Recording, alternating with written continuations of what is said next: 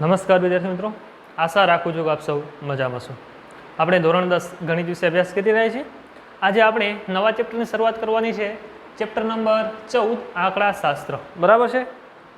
હવે થોડુંક યાદ કરાવી દઉં, ધોરણ 9માં પણ તમે આંકડાશાસ્ત્ર ભણી ચૂક્યા છો। એના અગાઉની વાત કરું તો ધોરણ 8માં કદાચ તમે માહિતીનું નિયમન એ ચેપ્ટરનો અભ્યાસ કર્યો છે। બરાબર છે। તો ધોરણ 8 અને 9 માહિતીનું નિયમન અને આંકડાશાસ્ત્ર એ બેનું થોડુંક પાયો લઈને આમાં આગળ વધવાનું પ્રયાસ કરેલું છે। બરાબર છે।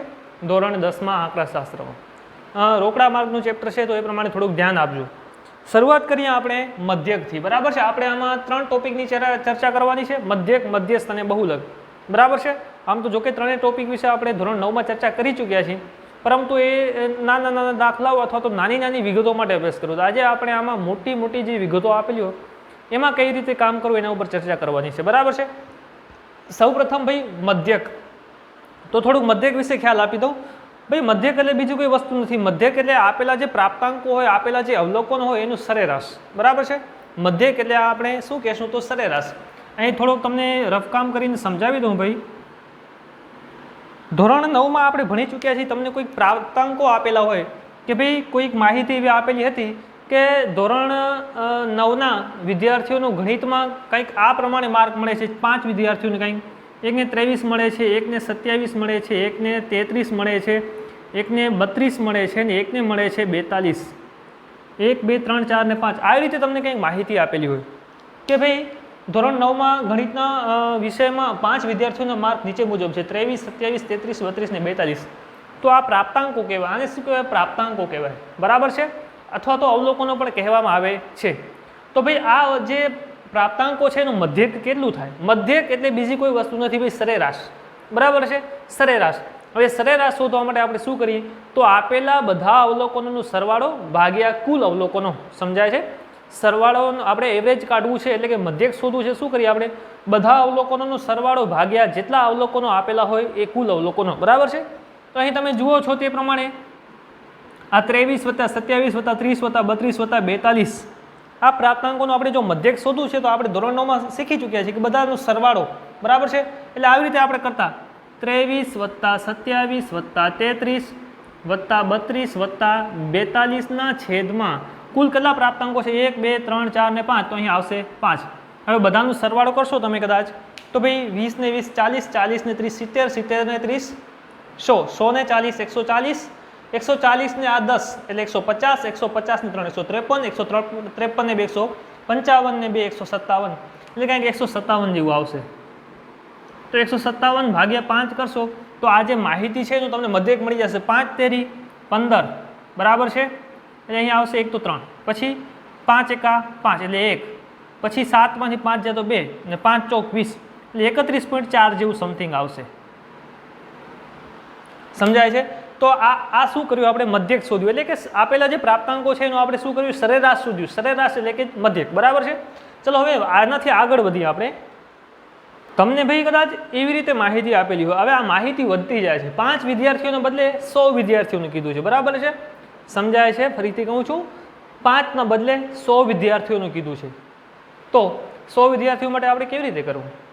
અથવા તો એવી રીતે કીધું હોય કે ભાઈ 10 જ વિદ્યાર્થીઓને કીધું છે। કેટલા વિદ્યાર્થીઓને કીધું છે? 10 જ વિદ્યાર્થીઓનું। અથવા તો એમ કીધું ચાલો 100 વિદ્યાર્થી લઈ લો। બરાબર છે। 100 વિદ્યાર્થીઓના કોઈ ગણિતના માર્ક આ પ્રમાણે આપેલા હોય કે ભાઈ હવે 100 વિદ્યાર્થીઓનો માર્ક લખવા પહેલી વાત તો એ કે પહેલા વિદ્યાર્થીને 50, બીજાને 70, ત્રીજાને 37, ચોથાને 60 100 માર્કમાંથી। બરાબર છે। તો એમ 100 વિદ્યાર્થીઓનો જથ્થો હું ક્યારે લખી લઉં? એમાં ભાઈ ક્યારેક એવી વસ્તુ પણ બનશે કે 33 માર્કવાળા 1ની 5 વિદ્યાર્થી પણ હોય। આપણે માહિતીના નિયમનમાં આપણે માહિતી જે છે એને વર્ગીકૃત કરતા શીખી ગયા છીએ। બરાબર છે। કે ભાઈ એમાં એવું પણ હશે કે 100 માર્કનું પેપર છે અથવા તો 50 માર્કનું પેપર લઈ લો, 50 માર્કનું પેપર છે, 100 વિદ્યાર્થીઓ એક્ઝામ આપે છે। હવે એ 100 વિદ્યાર્થીઓમાંથી કોઈક એવા વિદ્યાર્થીઓ હશે કે જેને 28 માર્કવાળા 4 વિદ્યાર્થી પણ હોઈ શકે। બરાબર છે। 50માંથી 23 માર્કવાળા 9 વિદ્યાર્થીઓ પણ હોય। તો બધાને 23 નવે વિદ્યાર્થીઓને લખવાની જરૂર નથી। એમ લખી શકાય કે ભાઈ 23 માર્કવાળા 9 વિદ્યાર્થી, કોણે કેટલા લીધા એ મહત્વનું નથી, પરંતુ કોને કેટલા માર્ક આવે જોવાનું છે। બરાબર છે। તો ભાઈ પહેલી વસ્તુ તો અહીં એમ લખી શકાય કે ભાઈ 22 માર્કવાળા વિદ્યાર્થીઓની સંખ્યા, અહીંયા ગુણ અને અહીં સંખ્યા વિદ્યાર્થીની સંખ્યા, બરાબર છે. આપણે શીખી જાય કે ભાઈ 22 માર્કવાળા કદાચ 9 વિદ્યાર્થી છે. પછી એવી જ રીતે 31 માર્કવાળા 13 વિદ્યાર્થી છે અને 28 માર્કવાળા 9 વિદ્યાર્થી છે. તેવી જ રીતે આગળ વધીએ તો ભાઈ 17 માર્કવાળા 15 વિદ્યાર્થી છે, બરાબર છે. આવી રીતે લખી શકાય. 22 માર્કવાળા 9 વિદ્યાર્થી છે, 31 માર્કવાળા 13 વિદ્યાર્થી છે, 28 માર્કવાળા 9 વિદ્યાર્થી છે, 27 માર્કવાળા 15 વિદ્યાર્થી છે. તો હવે આ માહિતીનું મારે મધ્યક કેવી રીતે શોધવું? તો ભાઈ તમે 22 તમારા માર્ક કેટલી વાર લખવા પડે? 9 વાર લખવા પડે. 22 + 22 + 22 વાર કેટલી વાર? 9 વાર. તેવી જ રીતે 31 તમારે કેટલી વાર સરવાળો કરવો પડે? 13 વખત સરવાળો કરવો પડે, બરાબર છે. તો ભાઈ આપણે આના સરવાળા કરવા કરતાં ગુણાકાર આપણે સરળ પડે. તમે શીખી ગયા છો, આપણે શીખી ગયા છીએ, યાદ હોય તો, કે ભાઈ 5નું 5 વખત સરવાળો એના કરતાં તો 5 × 5 કરવું સરળ રહે. સમજાય છે? 5 ને 5 વખત ઉમેરો, 5 ને 5 વખત ઉમેરો એટલે શું કરવું? આપણે 5 × 5 કરીએ તો સરળ રહે. તો ભાઈ 22નું 9 વખત સરવાળો એના કરતાં તો 22 × 9 કરવું સારું રહે. હવે આપણે આને કહેતા XI ધોરણ 9માં, ને આને કહેતા FI આવૃત્તિ કહેતા, અને બરાબર છે. પછી આ શું કરતા? આપણે XI અને FI નું ગુણાકાર કરતા ધોરણ 9માં, યાદ હશે તો, બરાબર છે. એટલે કે XI FI કરતા, એટલે કે આ બેનું ગુણાકાર કરતા. એટલે 22 અને 9 નું ગુણાકાર કરશું આપણે તો ભાઈ 20 9 એટલે કે 180. 180 આવશે ને 9 દુ 18 બીજા, એટલે 180 ને 18 198, એટલે 198 આનું ગુણાકાર આવશે. તેવી જ રીતે 31 × 13 કરવાનું છે. તો એ તમે કેવી રીતે કરશો? 1 એકા 1, પછી અહીં 31 અને અહીં આવશે 13, 3 3 6 અને 3 એકા 3, એટલે 361 ગુણાકાર આવશે, બરાબર છે. 28 અને 9 નું ગુણાકાર કરશો, 17 અને 15 નું ગુણાકાર કરશો, પછી તમે આ બધા અવલોકનોનો સરવાળો કરશો એટલે સિગ્મા FI, અને અહીં તમે કરશો સિગ્મા FI, એટલે આ ટોટલ વિદ્યાર્થીઓની સંખ્યા થશે. આપણે કરીએ છીએ ને કે સરેરાશ એટલે શું? કુલ પ્રાપ્તાંકોનો સરવાળો, યાદ હોય તો, બરાબર છે. બધા પ્રાપ્તાંકોનો સરવાળો છેદમાં કુલ પ્રાપ્તાંક, બરાબર છે. ગયા દાખલામાં સમજાવ્યું તે પ્રમાણે બધા જ પ્રાપ્તાંકોનો સરવાળો છેદમાં કુલ પ્રાપ્તાંકો.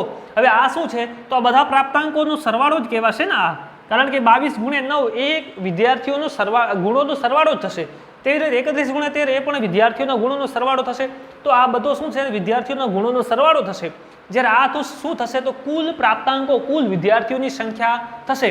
તો એનું મધ્યક કેવી રીતે શોધવાનું? તો ભાઈ આના સિગ્મા FI XI સરવાળાના છેદમાં સિગ્મા FI ટોટલ વિદ્યાર્થીઓની સંખ્યા. તો આ શું છે ભાઈ?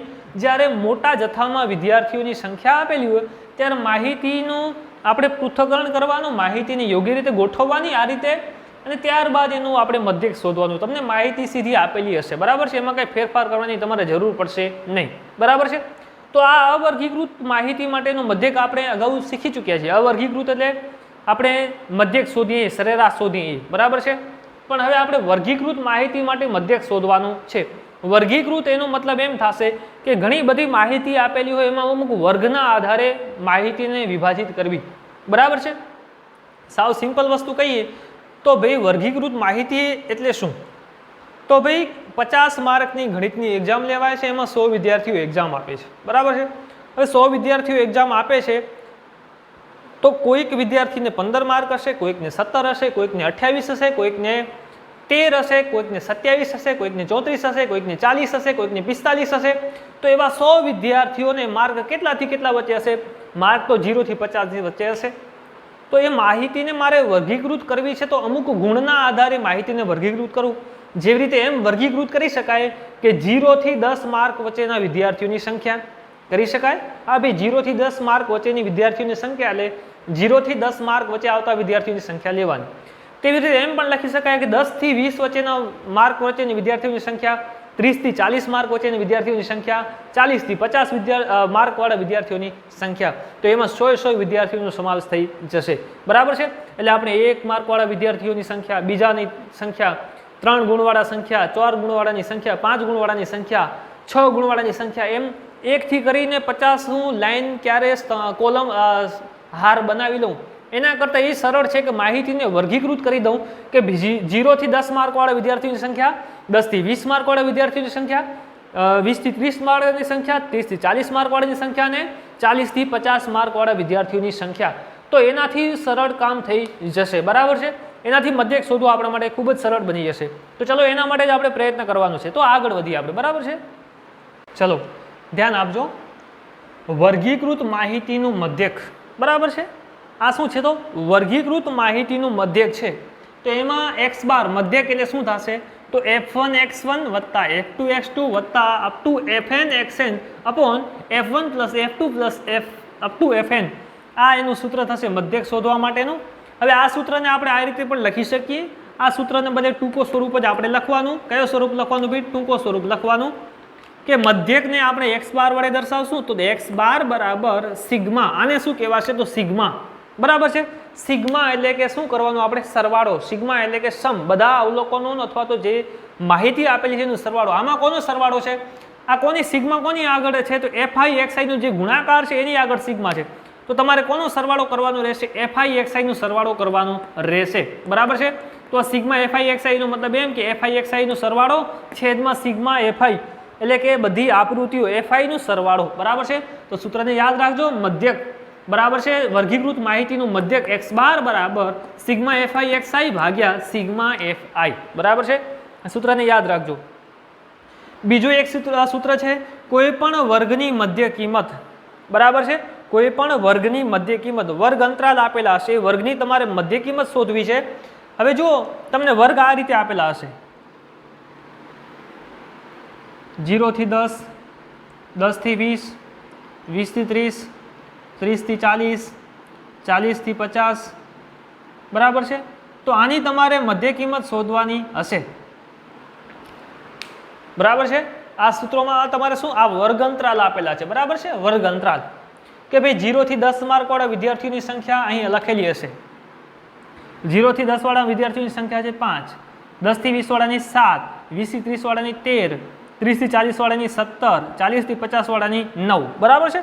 આ રીતે તમને માહિતી આપેલી છે કે ભાઈ 0 થી 10 માર્કવાળા વિદ્યાર્થીઓની સંખ્યા 5 છે, 10 થી 20 માર્કવાળા વિદ્યાર્થીઓની સંખ્યા 7 છે, 20 થી 30 માર્કવાળા વિદ્યાર્થીઓની સંખ્યા 13 છે, 30 થી 40 માર્કવાળા વિદ્યાર્થીઓની સંખ્યા 17 છે અને 40 થી 50 માર્કવાળા વિદ્યાર્થીઓની સંખ્યા 9 છે, બરાબર છે. તો આપણે જરૂર શેની પડવાની છે? મધ્ય કિંમતની આ દાખલાઓમાં જરૂર પડવાની છે.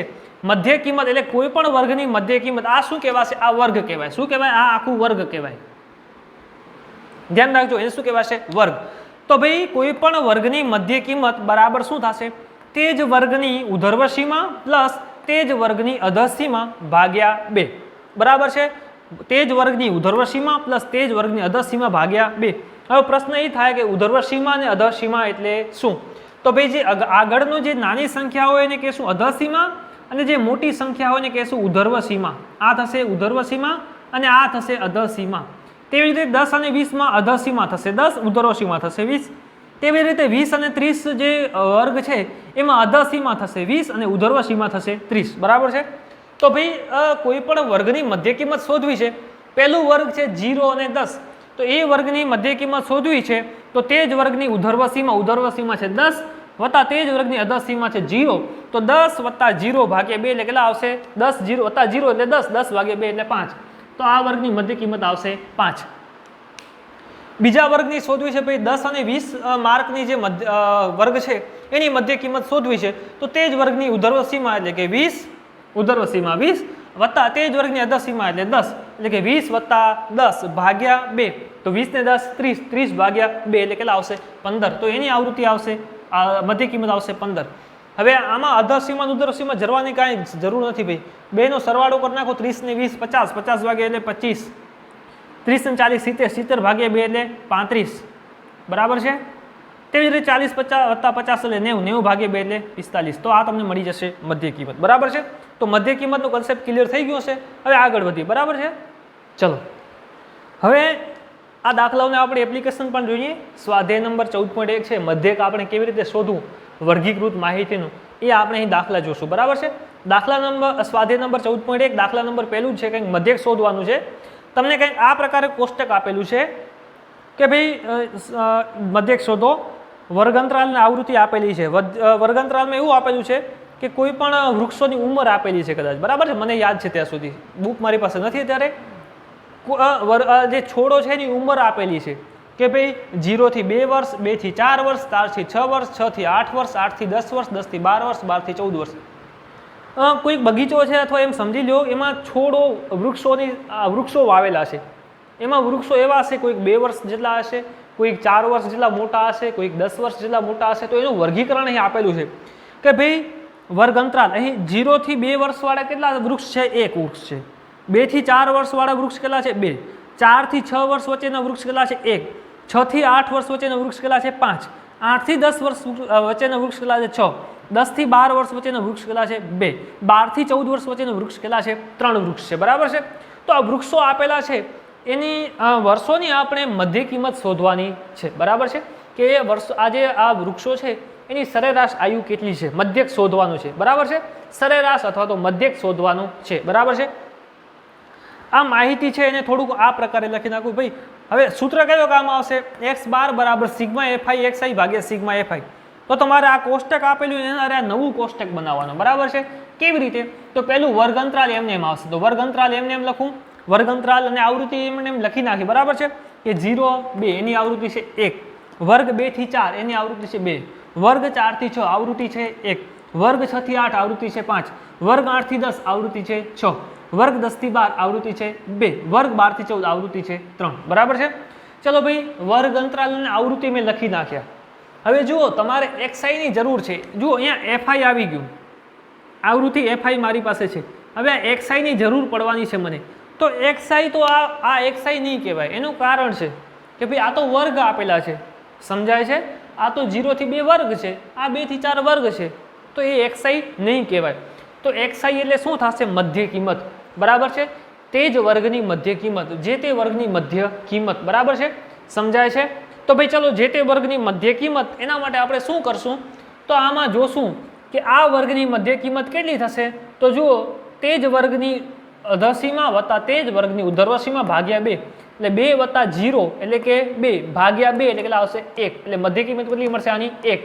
તેવી જ રીતે આ 2 અને 4 વર્ગ છે એની મધ્ય કિંમત. તો એના માટે શું કરશું આપણે?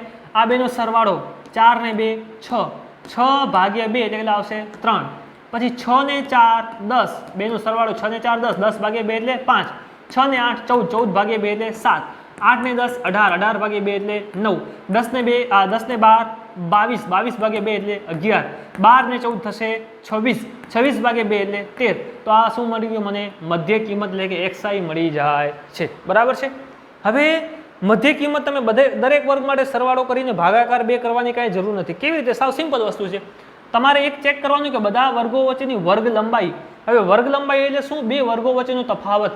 2 વર્ગો વચ્ચેનો તફાવત એટલે કે અધસીમા અને ઉર્ધ્વસીમા વચ્ચેનું તફાવત. બરાબર છે. વર્ગ લંબાઈ એટલે શું થશે? તો તે જ વર્ગની ઉર્ધ્વસીમા અને અધસીમા વચ્ચેનો તફાવત.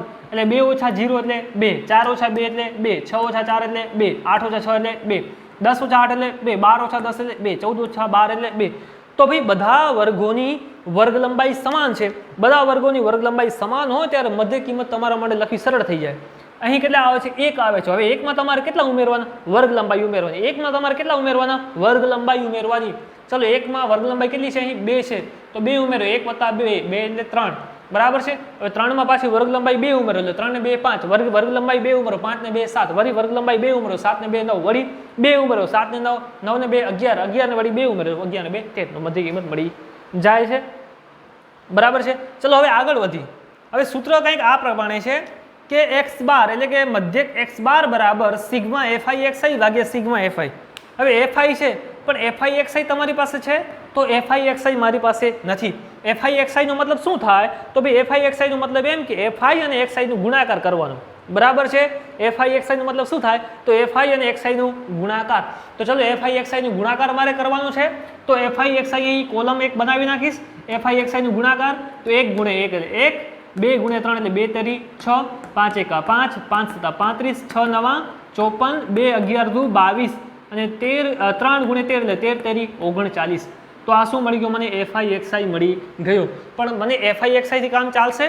મારે તો સિગ્મા fi xi જોવે છે, fi xi નહીં. મારે શું જોવે છે? Sigma fi xi. Sigma fi xi એટલે શું?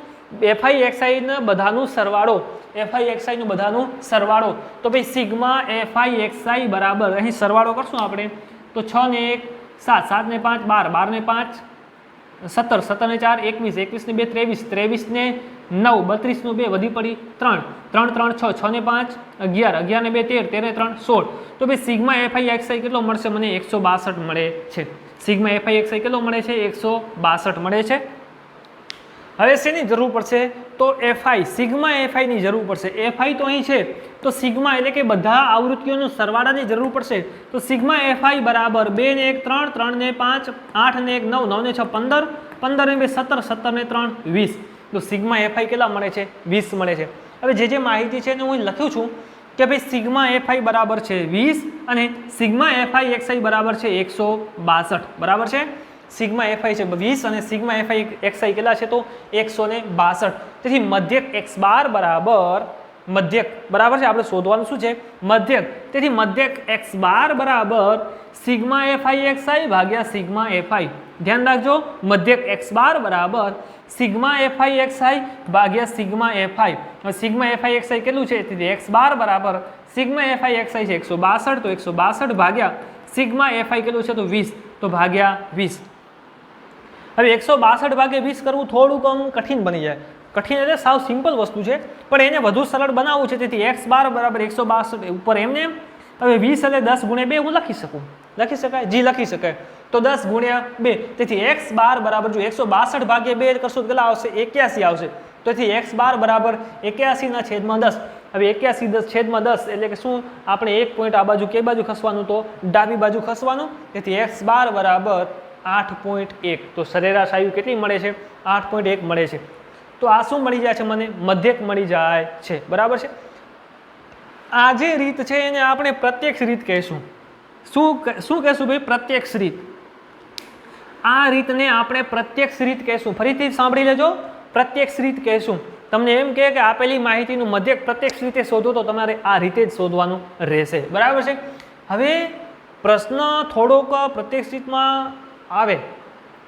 પ્રત્યક્ષ રીતથી મધ્યક તો ગણી શકાય છે બરાબર છે અને બધા દાખલામાં ગણી શકીએ, પરંતુ ક્યારેક એવું થાય કે ભાઈ આ આવૃત્તિઓ છે એની જગ્યાએ તમે અહીં જુઓ આવૃત્તિઓ કદાચ આવી રીતે આપેલી તો 150, 190, 123, 140, 160, 170, 140 આવી રીતે આવૃત્તિ આપેલી હોય બરાબર છે. તો હવે તમે જોશો અહીં તો 123 ગુણ્યા 5 કરવાના, 140 ગુણ્યા 7 કરવાના, 160 ગુણ્યા 9 કરવાના, 170 ગુણ્યા 11 કરવાના, 140 ગુણ્યા 13 કરવાના. ગુણાકાર કેટલું મોટું થઈ જાય બરાબર છે. હવે ગુણાકાર મોટું થાય તો એનું સરવાળો પણ મોટું થાય, સમજાય છે. હવે સરવાળો મોટો થાય તો અહીં ભાગાકાર પણ થોડોક લાંબો કરવો પડે. તો એ જે ગણતરી લાંબી બની જાય એને ટૂંકી કરવા માટે બીજી રીતો પણ છે બરાબર છે, સમજાય છે. આવી રીતે ક્યારેક પ્રશ્ન ઉદ્ભવે. હવે આ વર્ગ જ છે તો એ વર્ગ જ કદાચ બદલાઈ જાય. અહીં જુઓ